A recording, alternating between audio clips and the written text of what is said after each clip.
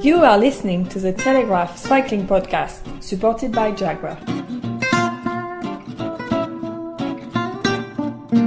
Hello, I'm Richard Moore, and I'm with Lionel Birnie. Hello, Richard. And we are not with Daniel Friebe for reasons that will become clear very soon. But before we explain that, let me just tell you a little bit about tonight's podcast. It's a slightly different one. We're going to be looking back on Stage 4. We're going to be looking ahead to Stage 5. But we're also going to be spending a lot of time hearing from Dave Brailsford, who Lionel and I interviewed on the eve of the Tour de France, spent about 45 minutes with the principal of Team Sky, who looked ahead to the Tour, addressed some recent controversies involving TUEs and whether or not, and why Team Sky are not members of the Movement for Credible Cycling. We spoke about all manner of things about his team selection. It's a fascinating interview that we hope you enjoy, and that will come up in the final part of today's podcast. The Telegraph Cycling Podcast, supported by Jaguar, with Richard and Lionel Birnie and Daniel Friebe. No Daniel, although we'll be speaking to Daniel in a few moments, but a bit of a misadventure, a bit of a mishap today, Lionel. So I'm going to start by asking you, where aren't we?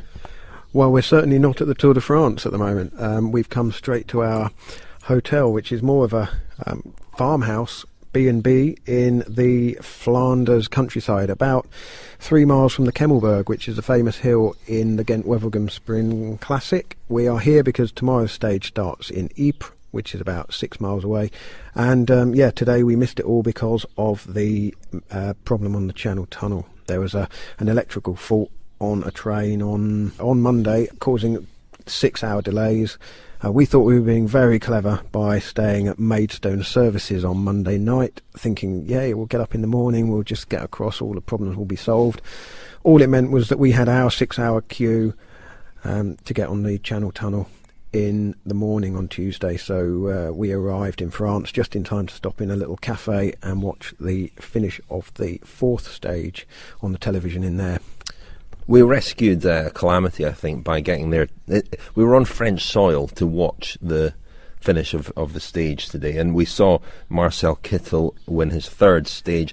This one, the most difficult of the 3 so far, by a long way. He seemed to lose his train in the final kilometre or so. He certainly lost his lead-out man, and had to improvise a little bit. Alexander Kristoff, the Katusha rider, took a bit of a flyer, and it looked like he had the stage. He was at least a length clear of Kittel, but Kittel was really suffering. We could see from the expression on his face he was suffering, mouth open, but he just got it back, didn't have time to celebrate, but a 3rd stage win for him proved that he's the dominant sprinter. The stage was also notable for a crash by Chris Froome very early in the stage. He was pretty bashed up. It happened right at the front of the bunch, safest place to be theoretically, but there was a touch of wheels, down he went. He's off for an X-ray tonight. We gather that there's no broken bones, but it was a nasty crash on perhaps the worst possible day, because tomorrow's stage, Wednesday's stage, is of course the one that everybody's been talking about for a long time. It's the mini Paris-Roubaix stage over the pavé, 9 sections of pavé. It's a stage that everybody's been nervous about, apprehensive about, all the teams have been preparing for. And we're going to go to Daniel, who did make it to the finish in Lille today. And he was on the finish line speaking to some riders and team directors about their preparations for the Stage 5. Over to you, Daniel. Yes, Rich, as you can imagine, at the finish today, thoughts were already turning ahead to tomorrow's stage. The prospect of bad weather looming over everyone's head. Everyone quite concerned about the likelihood of rain tomorrow.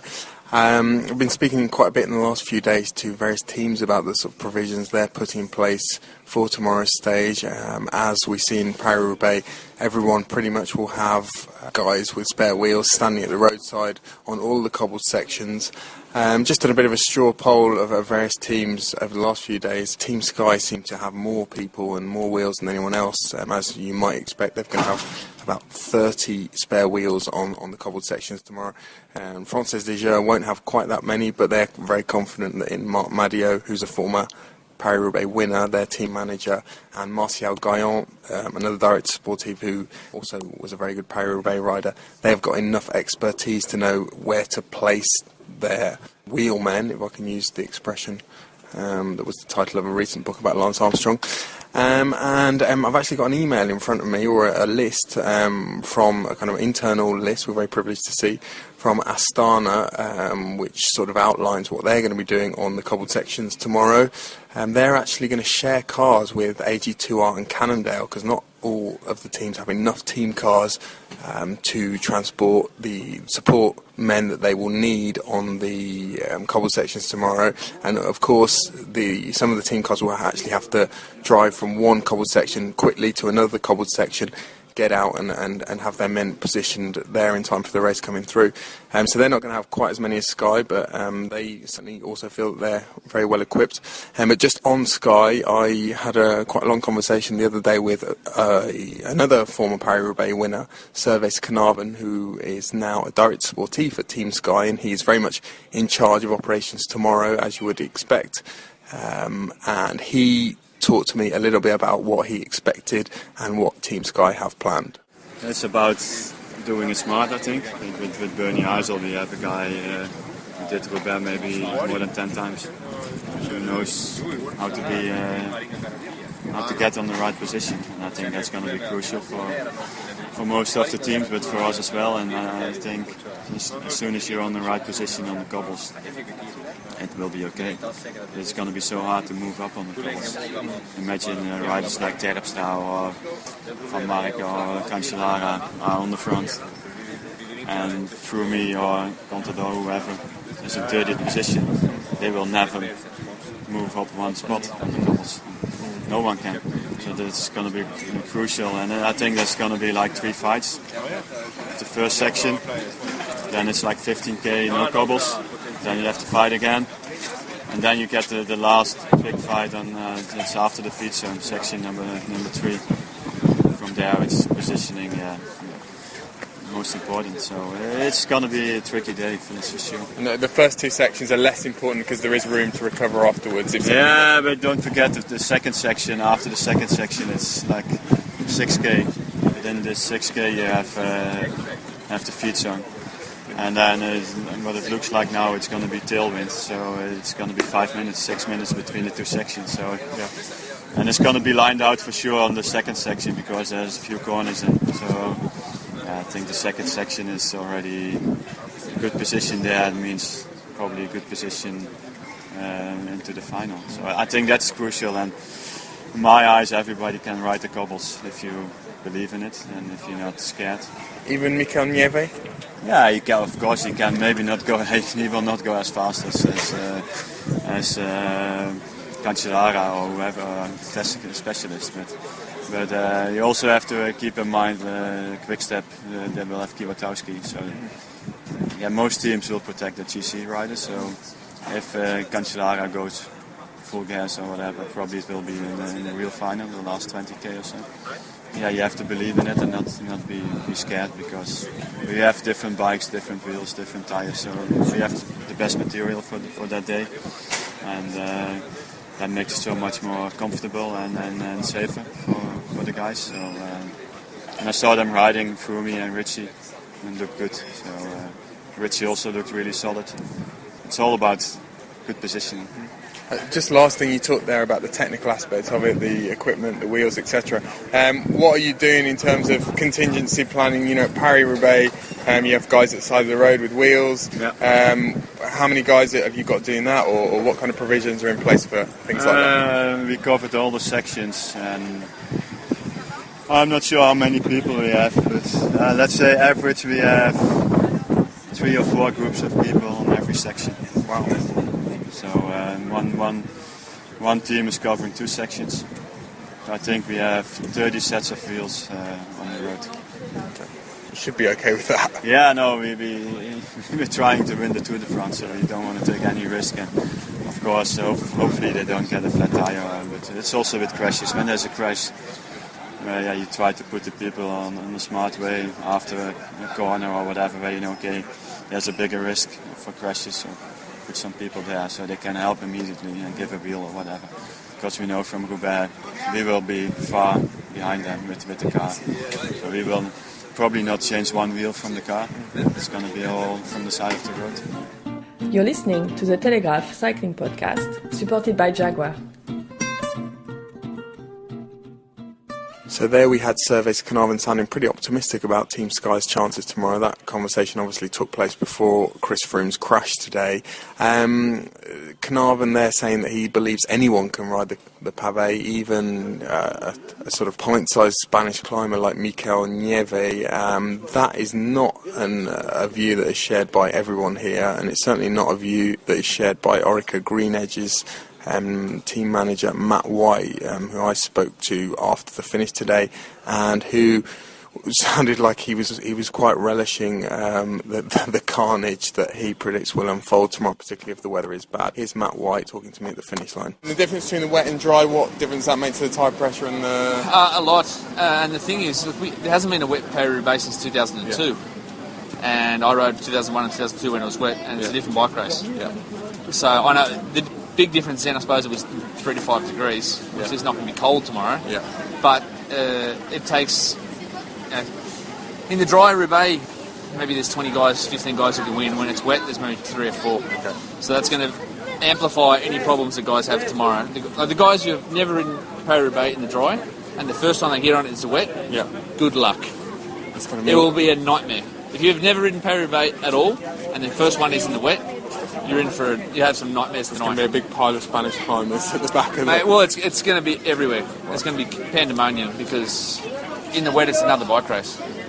It's another bike race. It's just so much more dangerous. And what do you think is going to happen at the front? What's the likely scenario? Is it going to be like Terpstra and Cancellara, the real Roubaix guys, going away from the GC guys? Or? Definitely. Oh, that's what I would expect. There's also there's only a handful of pure classics guys here. But I think if those guys can get through the national selection of the first couple of sectors, well, then those guys will go away. Yeah, maybe. And look at Contador's team; they're all going to be focused on him. They've got some great classics guys there. Same with Sky. Birnie and Geraint are going to be totally focused on looking after Chris. So when you look at, there's a handful really of classics guys who haven't got a GC rider, and those are the guys who I would expect they're battling it out tomorrow.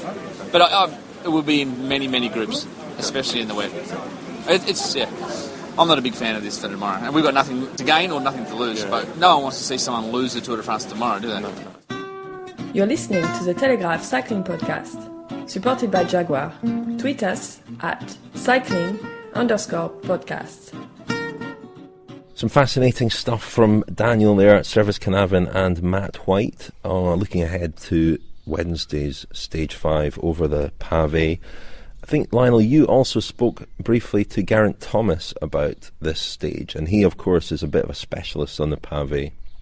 I did, but this was a few days ago, obviously before Chris Froome crashed in Tuesday's stage, so we don't quite know how that is going to impact on Team Sky's strategy. But I asked Geraint Thomas, first of all, to think back to 2010 and the last time the Tour de France went over the cobbles.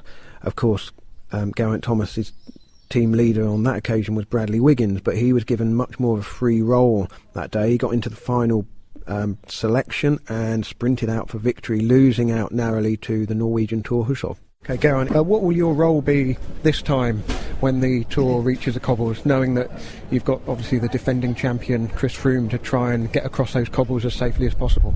Well, like you say, trying to get him into the cobbles in the best position, really, because that's the safest part. So me and Birnie will try and shepherd him to the front there, but it's definitely different. When you're racing for yourself, you can go through gaps, maybe take a few more risks than usual, but when you've got somebody following you, it's kind of that old sort of like truck and trailer sort of thing. You got to think about the trailer behind, which is Froome. He's obviously a bit leaner than a trailer, but you know what I mean. It's definitely stressful. Everybody wants to be at the front. The corners on the cobbles are going to be an issue. I think a few guys might be a bit keen, if they're say 20 back and they're trying to get further up and cornering on cobbles and gravel and stuff on them, and it's definitely totally different to the road. So you just want to be as far in front as possible, really. So that's basically what we've got to try and do. And if stuff does happen, then when you're on the cobbles, you kind of just got to get to the end of them, and then you reassess and see where everything is, what's happening. So Chris isn't exactly a cobble virgin, so to speak. He's done Paris-Roubaix back in the day. How do you assess his technique? Is he quite comfortable on them, do you think? I think so. I don't think the cobbles we do aren't too bad, really. It's mainly the corners on them and getting on them in a good position. That's the main issues. But yeah, when we rode them, he was fine. Like you say, he rode Paris-Roubaix before. In the recon he was fine, so I think he'll be good. And lastly, this year the cobbles are a lot harder, do you think, than they were in 2010? More sections, more 4 and 5 star sections. They're tougher. They're like you say, there's more as well. And but I think it only needs one silly crash from 10th wheel and the whole race is blown to pieces. It's going to be stressful and just about getting there. Podcast daily during the Tour de France. This is the Telegraph Cycling Podcast, supported by Jaguar. One of the interesting things that Geraint mentioned there was this sort of concept of coupling up with Chris Froome and sort of guiding him over the pavé as if he's towing a caravan, which is incidentally something that Cohen de Court of the Giant Shimano team talked about in last night's podcast, when talking about why John Degenkolb, as a kind of almost a pure sprinter, is not necessarily the best lead-out man to be last in the chain for Marcel Kittel. And I think one of the most fascinating things about Stage 5 and the trip over the cobbles is not only the fact that terrible weather is forecast and it could be a real mud bath on the pavé, but also the fact that there are potential stage winners, people like Fabien Cancellara, perhaps Alexander Kristoff, somebody like that from the Katusha team, John Degenkolb himself, who was on the podium in Paris-Roubaix, who won't have a responsibility to Marcel Kittel tomorrow. But the fascinating thing is which of the riders who could win the stage will actually be slightly hamstrung by the fact that they have to look after their GC men. I'm thinking of people like Marcus Burghardt of BMC Racing, who will be one of the people, along with Greg Van Avermaet, who will be very useful to TJ Van Garderen. Obviously Geraint Thomas, to what extent will he have to look after Chris Froome? And there are plenty of other examples. So it's going to be a real kind of tactical day as well as a battle for survival. We've got Nicky Terpstra as well, of course, the winner of Paris-Roubaix this year, who, in the absence now of Mark Cavendish, will certainly have a free hand. He would have had a free hand anyway, I think, and he's got to be a contender. Arnaud Demar of the Francis Dejeux team, I think it should be up there. He was looking better in the sprint on Tuesday back in France, so he's looking a bit sharper than he has. I know Daniel has tipped him. So it'd be interesting. Somebody did ask us on Twitter this very question: which of the the specialists will be allowed to go for it themselves? Cancellara, of course, has a kind of protective role of Frank Schleck, but I wonder as well with him and also Greg Van Avermaet, just how much they will be shackled to the team leader, given that TJ Van Garderen, is a contender for the top 5, perhaps not an overall winner. And I wonder if just for the day, Van Avermaet might be allowed a bit of freedom. One thing that's worth pointing out, I think, that speaking the other day to Luca Guerciolini, the director of the Trek team, he was saying that really we shouldn't perhaps exaggerate just how tough this stage is. This is not Paris-Roubaix. It's not 260 kilometres over 20 odd sections of cobbles. It's a much shorter stage over 9 sections. So let's not get carried away about how tough this stage is for the real specialists. For the overall contenders and the climbers, it's a different matter. Interviews and analysis. We've got the Tour de France covered. This is a Telegraph Cycling Podcast, supported by Jaguar. I think it's probably time to look ahead to our Dave Brailsford interview, which we conducted on the eve of the Tour, Richard. And certainly Chris Froome's crash today does throw into a real sharp focus Team Sky's refusal to have a plan B for the overall, when there was the whole debate about whether Bradley Wiggins should be selected by Team Sky to ride the Tour, either in support of Chris Froome or as a viable option should anything happen to Froome. Team Sky and Brailsford in particular made it fairly clear that they were pretty much plan A only. And of course now Chris Froome, whether the X-ray comes back clear and determines that he hasn't broken anything, he has taken a tumble. Another occasion when he's got sort of scuffs on his skin and taken a big lump out of his shorts, so he's not going to sleep too well. It might be a bit of an uncomfortable night for him, but it does highlight this issue of how Team Sky went about selecting their team for the Tour. Yeah, before we hear from Dave Brailsford, Lionel, let me just remind everybody that you can subscribe to the Telegraph Cycling Podcast, supported by Jaguar, on iTunes. Catch us on our website, thecyclingpodcast.com, where we are blogging daily as well as podcasting. And on Twitter, at Telegraph_Cycling_podcast. So, Dave Brailsford, we sat down in the Team Sky Hotel on Friday evening, and I started by asking him how he chose the 9 riders in the team and to talk us through each rider's role. It's quite interesting, actually, because selection from a sports management perspective, and I think, with my peers in other sports, whenever we get talking, we nearly always end up talking about selection. And it's one of the most challenging parts of the job, really, and getting it right and getting it wrong, and how do you do it, what's the process, what's the timings. We've set out, 12, 15 years ago with the aim of trying to win. What would it take to win? And that's been the priority when we start. And then you start to work backwards from that in terms of, you analyse the demands of the event, you try and figure out what kind of team you need to try and win, and you work back from there. And at times we've come up against pretty harsh situations. For example, where do you select the national champion for the World Championships? Should the national champion of mountain biking, BMX, etc., should they get an automatic place in the World Championships team? Now, most people would go, yes, they should. However, we looked at what it would take to win at the World Championships and how far from the podium then somebody would be. And if you weren't within a certain distance of the podium, we felt you shouldn't be selected for a World Championships team, which inevitably ended up on occasions where we had a national champion who we felt actually, yes, maybe the national champion of Britain, but wasn't good enough to represent or get selected for the world. It is a challenge because I think you have a very logical, quite a clinical, what will it take to win process, and you take the emotion out of it, and then you have an emotional component which, we all feel, and we have certain favourites, and we have certain people that we like. We'd like to see these people in, we'd like to see that player in, or whatever it may be. But I think my job has been to sit and look at this from a logical point of view, and the single lens that I use to try and address these issues is winning. And sometimes it leads to some difficult choices. Coming back to your point about selecting this particular team, the obvious question is, with Bradley and 2 Tour de France winners. Bradley who? Yeah, exactly. Yeah, Bradley and Chris. The question is, why on earth would you not select them? First and foremost, you look at this year's tour, you look at the profile, you look at current form, and you say, actually, we know in cycling that a lot happens in every race somebody crashes. So somebody will crash tomorrow in the States. Somebody will crash the day after. It's going to happen. We don't know who it will be. We don't know what the impact. So to select a team a long way out in cycling doesn't always stack up. And of course, this time round we saw, to be fair, I think Sergio Henao would have been in our team had he, stayed upright and be fit. And yet he's had a pretty devastating injury in the Tour of Swiss.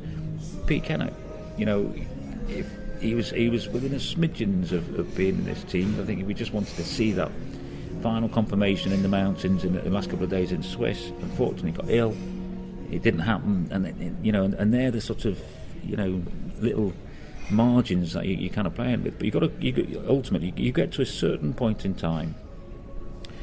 You then take what you've seen. You talk to them. You use your ears. You talk. You listen. You talk to the coaches. You talk to the riders, and then you use numbers. And you look at evidence, and a lot of the decisions we try to make are evidence-based decisions. If we look at the probability of who is most likely to win the Tour de France, we would say the person with the most probability or most probable chance of competing and winning would be Chris Froome. So okay, we're going to start with that one, and then we start building a team around Chris. And some of that will be dependent on how many climbing domestiques or climbing lieutenants, if you like, would we like to take?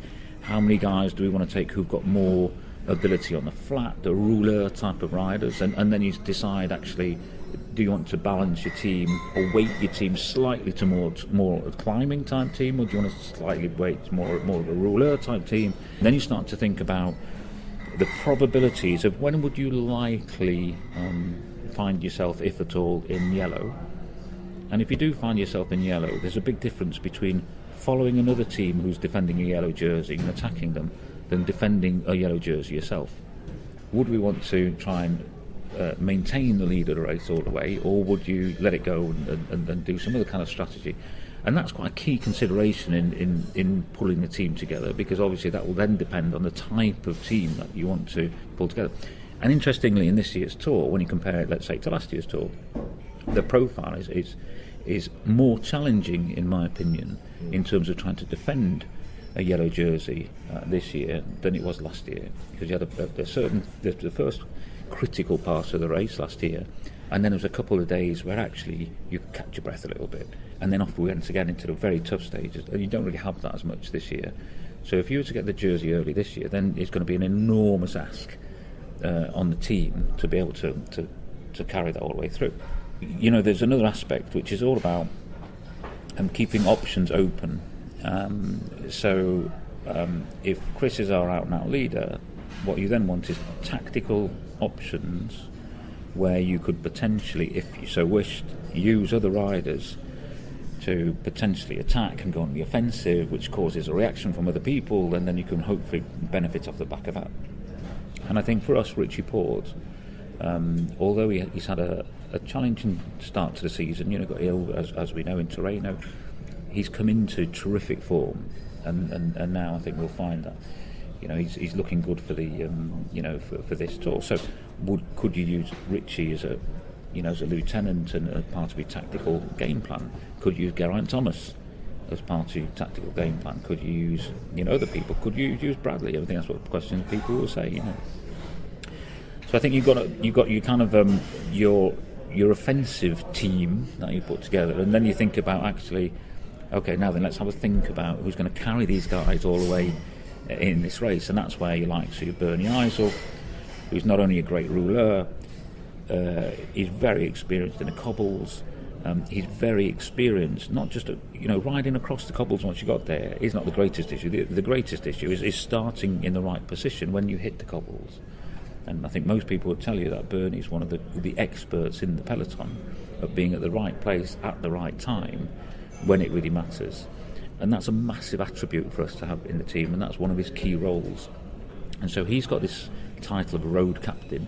He's confident, he makes good decisions, he's experienced, and so he will, as the race pans out, he will make decisions for the team. So we'll have a game plan in the morning, and of course everybody goes off with a game plan in mind, but of course things happen, and that game plan can very quickly go out the window, and then you've got to use discretion.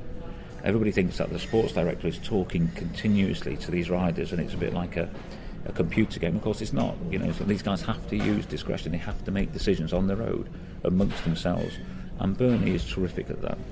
And one of the most challenging periods of the race, which maybe a lot of the people listening won't recognise as much because it's not seen as much on telly, is actually the morning when the break is forming and getting the right break with the right people in it. And sometimes that can be done in, it'll happen in the first kilometre, some guys go off the road, everybody stops and off they go, they're gone for the day. And yet other days they can go, they're right at 50k an hour, 55k an hour for 60k, for an hour plus before the right break goes.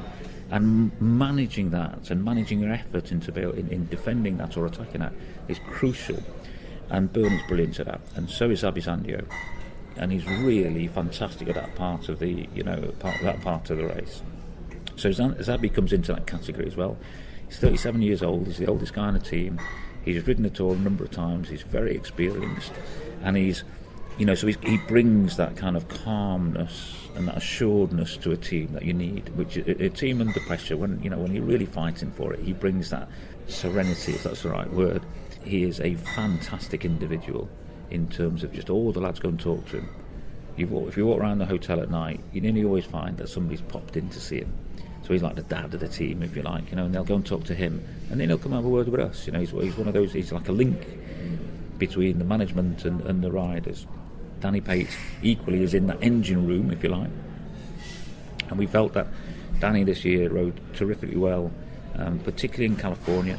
And then in the Dauphiné, he rode really well. He's climbing better than he has. He's a good climber in his own right, but he's actually got that blend of working and climbing really working well for him at the moment. So he's quite versatile, And then we've got Kirienka, who's basically a big engine. So if you need to ride 150k over mid-mountains, tough terrain, he's your man basically, and he keeps going and going and going.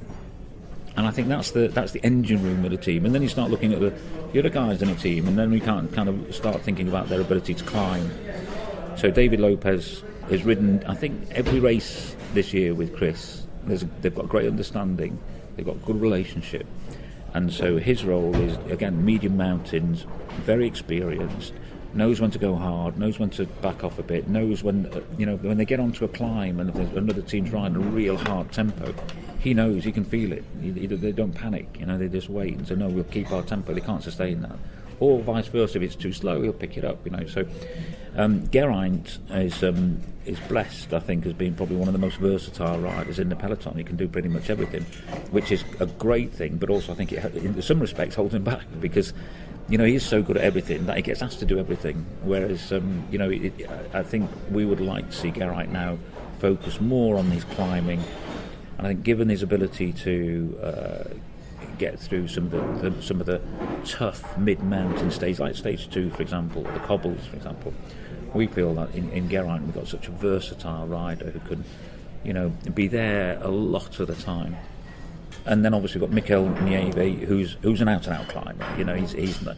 He's not a guy who's looking forward to the cobbles, I can assure you that. And he's settled into the team now. He rode really well in Romandy. He rode really well in Dauphiné, winning the last stage. Again, an experienced rider, and he's in there for that climbing ability, and purely his climbing ability. So he won't be expected to do too much work in those key sort of flat stages. That'll be down to the stronger guys. We'll want Mikkel to hold keep his cards close to his chest, and wait until those mountain stages. And then Richie Porte, obviously, when Richie's in good form and going well, he's one of the top few climbers in the world. We know that. And then you have to ask yourself, well, okay, that's the physical side of it. And but then you'd have Sergio, you'd have Peter Kennett, Ian Stannard. If he hadn't injured his, fractured his vertebrae, he would have been pretty much a shoo-in, I think. He's probably the first name on a team sheet. Bradley, and there are several, Christian Knies. We've got several other riders who could have been in this team.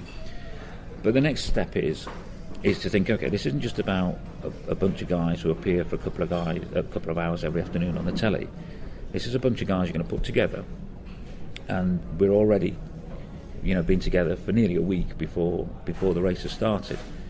They eat breakfast together, they share rooms together, they get on a bus, they go on a bus with 9 seats on it together, they race all day together, they come back, they debrief, they race again, they travel to the next hotel, in, massage, eat together, and that same routine for nearly 4 weeks.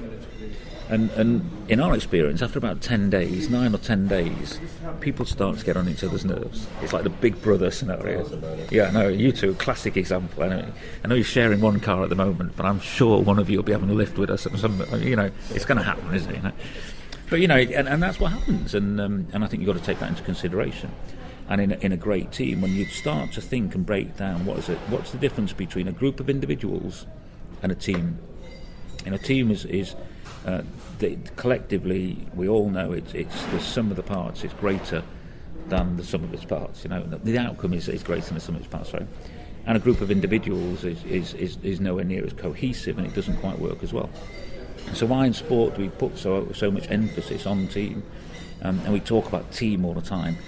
Well, in my experience, it's a really hard thing to do, and I've had some brilliant athletes, but relatively few brilliant teams, and I think when you look at that, you've got to take that into consideration. And I think if you've got one guy you think can win this race, and there's not many people who can win this race, you start thinking, okay, well, what if we were to do something which physically wasn't a great cost to us, but could be detrimental in the team, the cohesion, all of that sort of untangible side of things. If there's the blend and the chemistry and people giving feedback and a whole host of things, if that side doesn't work well, you're kind of working against yourself. It's a bit of an own goal. You don't have to worry, why compete against yourself? You've got to be competing against everybody else and being the best that you can be. And in my experience, it's you can get, I think I love the saying, and it's a bit cheesy, and I know it sound like sound bites and all the rest of it, but the star team will always beat a team of stars. I mean, you're acknowledging there was a risk that having Bradley Wiggins in the team might have upset the apple cart a little bit, or damaged that cohesiveness that you need. I think the reality is, I think they're both characters in their own right, and we don't create characters. We try to manage characters, and and it's not just. I think we shouldn't just talk about Bradley and Chris. This goes for the entire group, and you've got to piece together a group, because what happens in a situation, the danger is if you start to get cracks and its cracks start to appear, what then happens is riders will start and staff will start to think, right, I'm on his side or his side, or I'm not going to say anything. I'm just going to shut up and say nothing. And if you get to a situation where a great team, whether they like each other or not, but a great team have a certain freedom in terms of being able to give feedback or to call people out or to ask, why did this day that you were supposed to do this, you didn't do it, what happened? And as soon as you get into an environment where, for whatever reason, it goes quiet, because people don't feel that they just don't feel I can talk, I'll just shut up. I'll sit here, I'll keep my head down for 2 hours on this bus, I'll get off and I'll go and message somebody or whatever, get on the phone. Then all of a sudden you got problems, and this is the unique thing, I think, about the Tour de France. More unique, in fact, than Olympic Games. Olympic Games, you're together for a long time. But actually in this, you're competing every day for a long time. And it's unique in terms of the challenge that it represents, in terms of a cohesive group sticking together and giving their all together and winning together and losing together. And I think if you have an option where you think actually we can create this really cohesive group, or maybe a group which is less cohesive, and that's not the sole reason, but it's a factor, then you're going to go for a cohesive group, and it's as simple as that. So friction is okay, but division can be fatal for a team. So you can manage friction, I guess. You get friction. A lot of it sounds a little bit contradictory, but a lot of the teams, the great teams that I've been part of and been privileged to be part of, have been quite rough places, really. Because people are pushing them right on. You feel like it's right on the edge of falling over, really, and going wrong, and you just kind of at times thinking, Christ, we're hanging on to this, but ultimately it's because everybody's pushing. But the key thing for me is people talk about, and I think I've said this before, about this idea of team harmony. You've got to have team harmony, and you do. I mean, it's ideal if you can have that, but ultimately what you really want is this idea of goal harmony, is where every single individual in your team is absolutely clear and totally and utterly committed to a single goal, and they'll do whatever it takes to get it, within the rules, of course. And that's teams. And so my role is to sit down and as I've got older, I'd like to think that you look at the information in front of you, and you look at all the cards that are dealt to you, and you take that, you take the data, and you take everything else, and then you try and apply what you've got in front of you, the facts, and you add in a little bit of wisdom, and off you go. And that's what I try and do. That's what. So have you picked a team to defend the yellow jersey for a fortnight, or to keep Chris on the shoulder of somebody until the penultimate day in the time trial? We'll talk about that in the next podcast. In a couple of weeks' time, shall we? You talk about friction, Dave. We certainly have a lot of friction in our podcast, and we feel that kind of binds us together. You mentioned the rules, and obviously this being the Tour de France, there'll be a lot of discussion over the next few weeks about doping in particular. It's already been on the agenda this year. We had the case with Chris Froome at the Tour de Romandie, not a case of doping clearly, but the TUE, and this for some people falls into a grey area, a grey sort of ethical area. Looking back on that, with hindsight, should Chris have ridden the Tour de Romandie, do you think? Do you have any regrets about that? And secondly, what is your kind of policy on TUEs?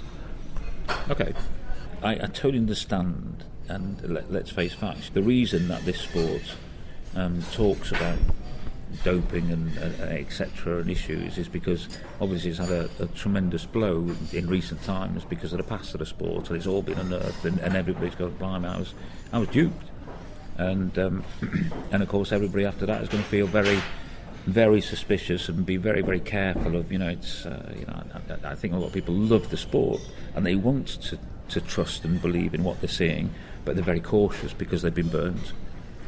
And so that puts us in a certain situation where we've got to try our absolute best. And I'd remind everybody that when we started out with this project, our aim was to create a British team to create a great team, to try and win the world's biggest bike race with a British rider and do it clean.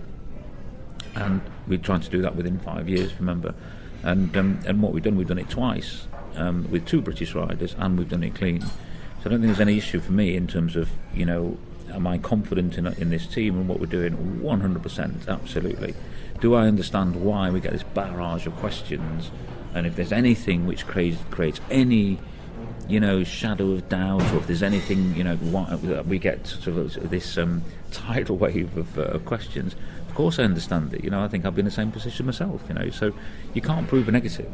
And so our job is to continuously talk, continuously try and explain what we do and how we do it, etc., which we're quite comfortable with. And in the specific case of Chris, I think the team doctors have a policy, a written policy, and it's on our Dropbox, and it's constantly updated. With regards to any TUE, 2 doctors have to say yes, there is a medical condition here which actually needs the appropriate normal medicine to treat this rider. The next step is to then present this to the UCI, and they say yes, we're comfortable with the symptoms, we're comfortable with this, and actually we agree with you that these are the right steps to take. And of course that then is ratified by ORDA. The decisions that the teams of doctors there and the medical team took, I 100% back our doctors, they do a great job. Do I understand why there was a breach in medical confidentiality? No, I don't. And do I have concerns about how did information, which is medical information, get out of Chris's whereabouts? Any rider, really, not Chris, but that somehow that's leaked out of the system into the media's hands, and I'm not comfortable with that. Even though it's nothing, not because there's anything to hide. It's just actually that doesn't feel right to me. It leads to a whole host of other questions. Did we change our policy? No, we didn't change our policy. The policy was there. It's clear.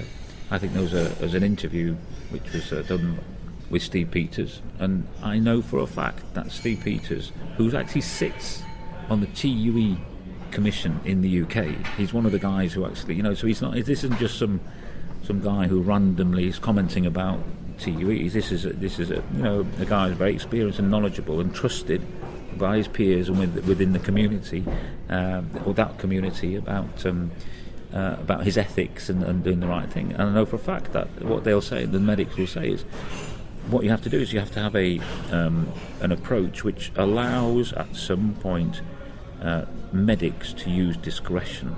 Now, it's not operating alone in terms of discretion, but collectively, if you're presented with a set in circumstances, there has to be a degree of discretion in their judgment and expert opinion about what they should do. And I think they should be backed for that. So it's never been a Team Sky policy to not have guys racing with TUEs, because that has been reported. Yeah, it's not a written policy of ours. No.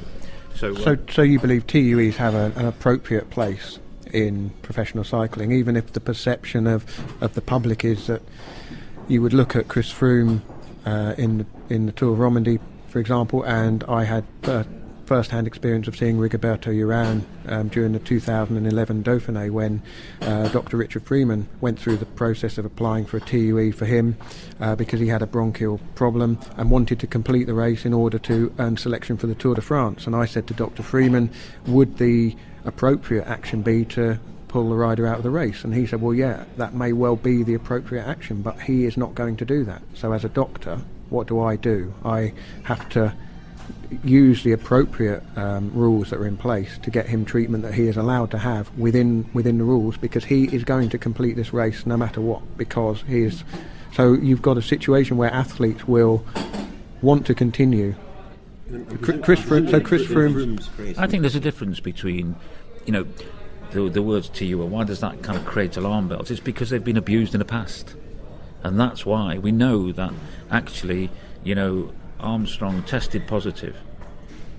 They got a TUE which was backdated, and it was for corticosteroid cream, if I remember correctly. And actually, that such a scenario led people to be very, very suspicious about TUEs. In actual fact, if you take that out of the equation for a minute and you think about all the other sports, cycling is not the only sport that uses TUE. Every sport uses TUE. Why are they used?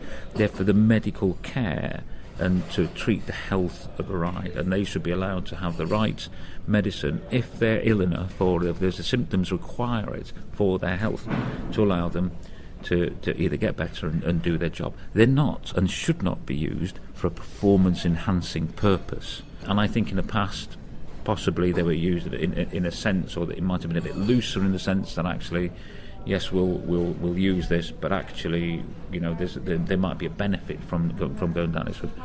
Whereas I don't think that's the case now. I think that there has to be quite stringent, clear understandings about how do you look after the health of a rider, how do you care for the medical health of a rider, and do TUEs have a place in sport? Absolutely, yes, they do, if they are used appropriately. And WADA and UCI, I think, agree, and they actually vouched for the case. In Chris Froome's case, it was appropriate action, and had it been another rider other than Chris Froome in that particular scenario, the same action would have been appropriate.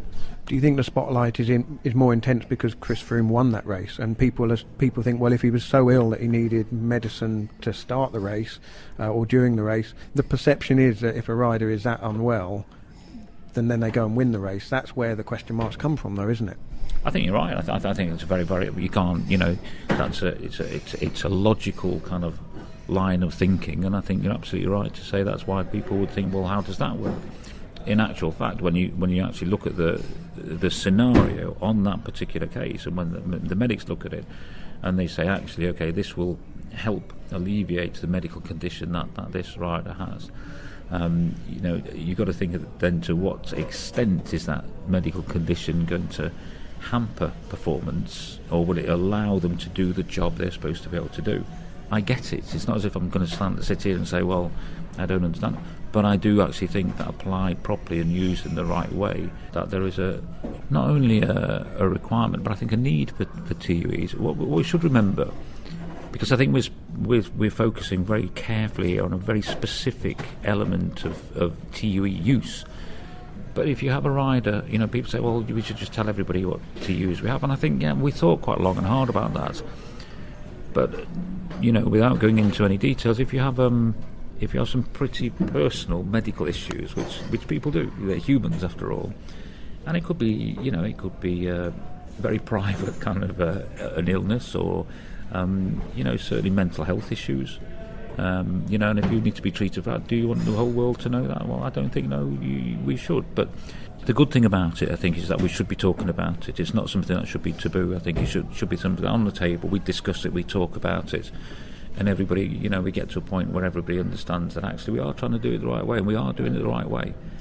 And I think we need to take on board if it caused concerns with people, then you do something, you do it with the proper intent, you do it by the rules, you do it 100%. But as you go through and you see how things pan out, we learn all the time, and I think it's that dialogue which is important to have to keep that learning process going. Dave, the other issue is the Movement for Credible Cycling is a body that includes some teams in the World Tour, not other teams, and teams that are not members of the Movement for Credible Cycling.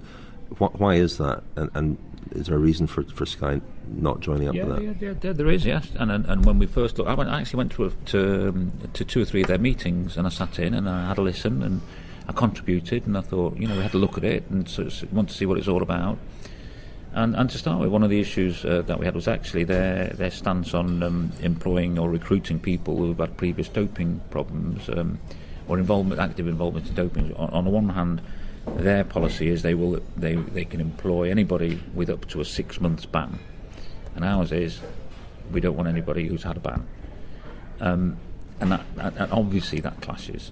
So I wrote to Roger Leger and asked them would they change their stance and become, take a similar position, adopt a similar position to ours? No, they wouldn't. Would we change our stance and adopt a similar position to theirs? No, we wouldn't. So that kind of, if you like, that was a bit of an issue. Now, it's an interesting thing, the NPCC. So in far as, why on earth is there an NPCC? I think would be the question I'd ask first and foremost. Why do we need a voluntary code? Why is there a voluntary code? And I think the answer is, what we should be looking towards is that fair sport, in my mind, should be where everybody's competing to the same rules, in the same way. Nobody's disadvantaged, nobody's disadvantaged. We're all doing the same thing and applying it properly in the same way. So then you govern, you police what the rules are. And it seems to me that the obvious and appropriate way of doing that is via WADA, to the UCI, and via the World Tour Licence committee that we all signed up to as World Tour teams. And if there are teams thinking we should have a stricter code or we should change it, then to me I think what we should be doing and what we'd encourage is, we agree we'd all want to be on the same level playing field, but I actually think we should be doing it via the official bodies who govern and regulate the sport, and not through some volunteer type organisation that's been created over here. So that's my view. And does it change things? I'm not sure. If you look at the recent situation, we've had 3 cases of violations before the start of the tour, 2 of which from MPCC teams. So I think that should be asked as well. And I think if we're talking about when we talk about things like TUEs and how they're being used, have we asked the MPCC teams how many TUEs they've used and how many have been used? Would the MPCC volunteer that to everybody, so we can have a proper stop and a proper look across all teams, across all sports? Actually, let's have a look at exactly where we're at. Then we can better assess the situation on a case-by-case basis. But at the minute, we're taking 1 or 2 cases and we're drawing sort of conclusions for the whole sport, and I'm not sure that's giving us necessarily the right view. I mentioned that the doping suspicion is going to be white noise at the tour, as it always is, and you've been in the position the last 2 years of having to defend yourself because you've had the guy in the yellow jersey. Does it frustrate you that so much of the focus of these questions is on Team Sky when there are other teams and riders out there who have on the record doping violations against their name? Does it frustrate you that you don't seem to be on the moral high ground a lot of the time? No, I think the reality of the situation, if I'm honest about it, is when we started out, we set ourselves up at such a high, a real high standard, if you like. We came at this with our zero tolerance, and we came at this with a pretty high level view. And I think, by sticking ourselves up there, I think we then have to be responsible for that. So I think had we come in with a lower kind of level of expectation or lower values or whatever else we want to say, if we come in at a lower level, then fair enough. We could be, a bit put out if we got all these challenges all the time. But we didn't. We came in at with a stance which was very anti-doping, very clear, and so anything that occurs that people feel, well, hold on a second, they set themselves such a high standard, we will have to go and ask them. I think that's only fair. And so if anything little, if we waver from that a little bit, then people come at us and go, well, hold on a second, you said this, and rightly so.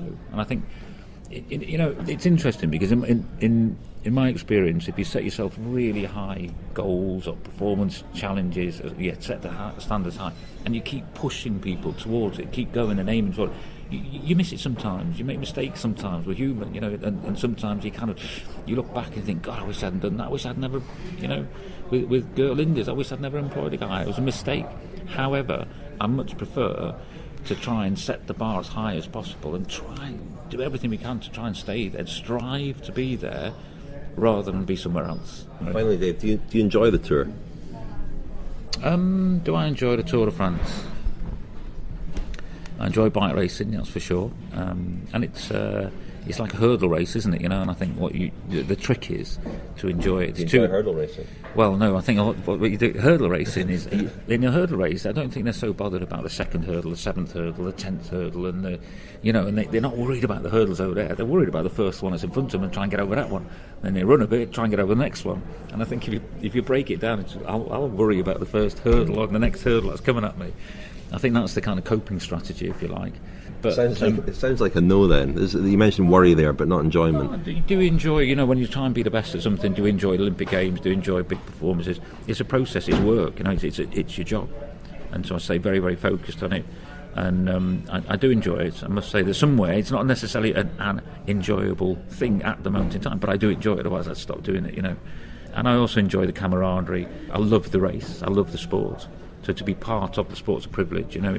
If I went around Britain now, we've got the race starting in Britain, I'm sure there'd be millions of people who would love to be, the director of a sports team or a cycling team that's just about to embark on Tour de France in Britain with a reigning British champion, and you're just about to start out doing that, and you've got a load of people in the country go, I'd love that. How lucky is that bloke?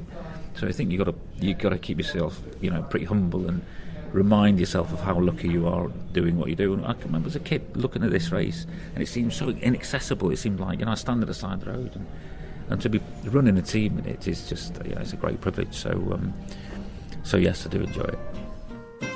The Telegraph Cycling Podcast, supported by Jaguar. Subscribe on iTunes, listen on Audiobook, and visit us at thecyclingpodcast.com.